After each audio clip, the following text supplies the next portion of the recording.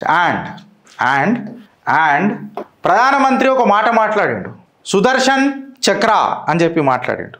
ఎప్పుడైతే ఆ శ్రీమన్నారాయణుడు చక్రాన్ని ఆవాహనం చేస్తారో దీనికి ఏదైనా తిరుగుడుందా?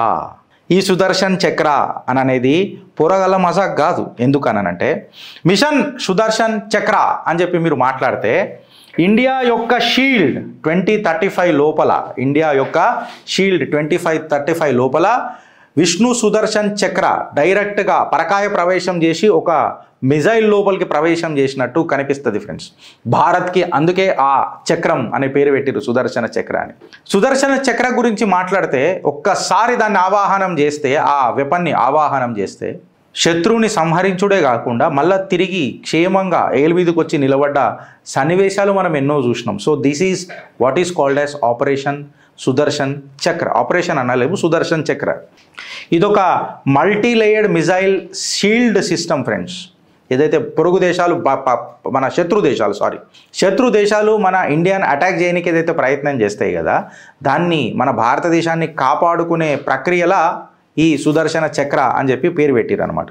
ఇది precision intercept and no collateral and indigenous, భారత్లోనే తయారు చేసిరు ఫ్రెండ్స్ దీన్ని కంప్లీట్గా.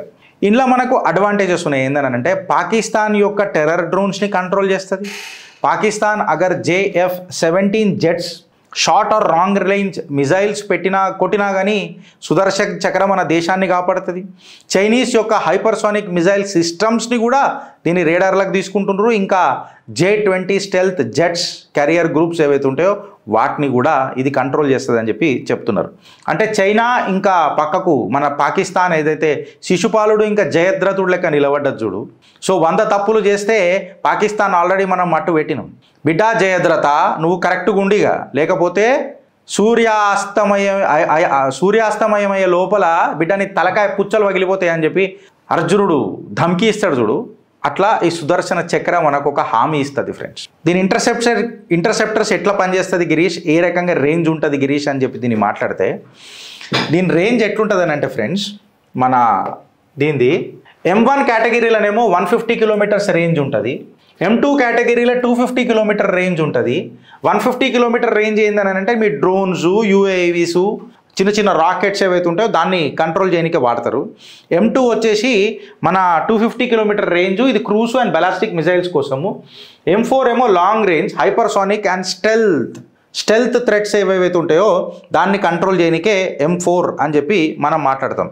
అంటే 150, 250, 400 కిలోమీటర్లు కంప్లీట్గా భారత్ చుట్టూ ఒక చక్రం అని అంటే అది సుదర్శన చక్రం కాదా? దీని డిఫెన్స్ లేయర్స్ కూడా ఉంటాయి. మళ్ళీ ఎట్లా అంటే దీని లేయర్డ్ సెక్యూరిటీ ఏం చేస్తుంది అంటే ఆకాష్ ఫస్ట్ 30 కిలోమీటర్ల స్ట్రైక్ చేస్తుంది. Barak 8 100 kilometres medium range air defence ఉంటుంది. S-400 ఏదైతే ఉంటుందో స్ట్రాటజిక్ షీల్డ్, ఇది రష్యా నుంచి మనం తీసుకున్నాం. ఇప్పుడు సుదర్శన్ చక్ర అనేది మనం ప్లాన్ చేస్తున్నామో 150 నుంచి 400 కిలోమీటర్స్ ఇండిజీనియస్గా భారత్లో తయారవుతుంది. 2035 వరకు ఫుల్ షీల్డ్ భారత్కి అప్పచెప్తున్నాం.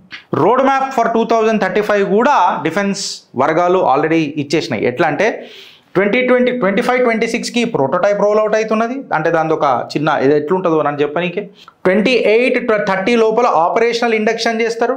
2035 కల్లా జీరో లీక్ హైపర్సోనిక్ షీల్డ్, అంటే హైపర్సోనిక్ మిజైల్ చైనా లాంచ్ చేసిన దీనికి షీల్డ్ ఎట్లా అనేది ఒక ఈకో సిస్టమ్ తయారవుతుంది. దాని తర్వాత దీన్ని కంప్లీట్గా భారత్ రక్షక బలగాలకు అందజేస్తారని చెప్పి చెప్తున్నారు. ఇలా డిఫెన్స్ అనేది మన ధర్మాన్ని కాపాడుకున్నాడు ఫ్రెండ్స్, భారత్ యొక్క నీతిని కాపాడుకున్నాడు ఫ్రెండ్స్. ఫస్ట్ స్ట్రైకా కాదా పక్కకు పెడదాం. ఎవడన్నా గారు ఫస్ట్ స్ట్రైక్ చేస్తే ఇవాళ నా దేశ ప్రధాని అండ్ నా భారత రక్షక బలగాలు కలిసి ఏం చెప్తున్నాయి తెలుసా గిరీష్?